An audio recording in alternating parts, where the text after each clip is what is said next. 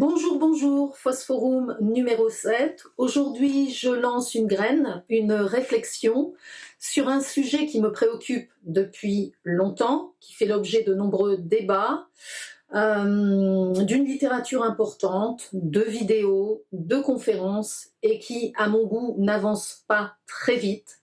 Donc, juste une réflexion avec pour intention quand même peut-être de créer un élan, un vrai désir d'accueillir dans votre jardin un minéral végétal, animal de compagnie, de bonne compagnie, un compost.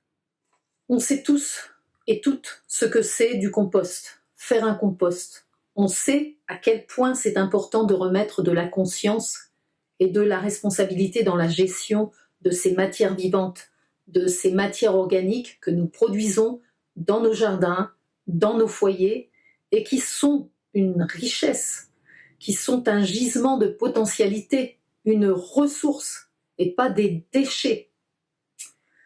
On sait que c'est la fertilité des sols que nous tuons, que nous gâchons, et pourtant, on n'avance pas. On est peu encore à faire notre compost. On est peu à bien le faire.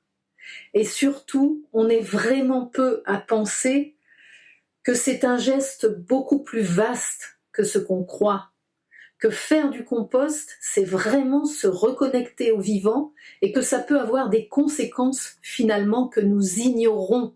Faire un compost, ce n'est pas seulement brasser de la matière organique et la restituer au sol. Faire un compost, ce n'est ni plus ni moins que veiller, entretenir, garder, pérenniser la fertilité et la biodiversité de nos sols. Faire un compost, c'est se relier au grand tout. Et c'est là qu'il faut prendre l'élan, qu'il faut trouver le désir en chacun de nous de nous remettre dans ce mouvement, le mouvement du vivant, le mouvement de la vie. J'aime beaucoup voir se transformer des matières organiques, brutes, grossières, en une substance raffinée, subtil, alchimisé, l'humus des sols. Et si, en plus, en faisant notre compost, nous, les humains, nous n'étions pas aussi en train de nous alchimiser, de nous sublimer et de nous transcender. C'était le Phosphorum numéro 7. N'hésitez pas à liker, à partager, à me poser vos questions. Et comme d'habitude, je vous rappelle que notre jardin, c'est le monde. Prenons soin de lui. À bientôt.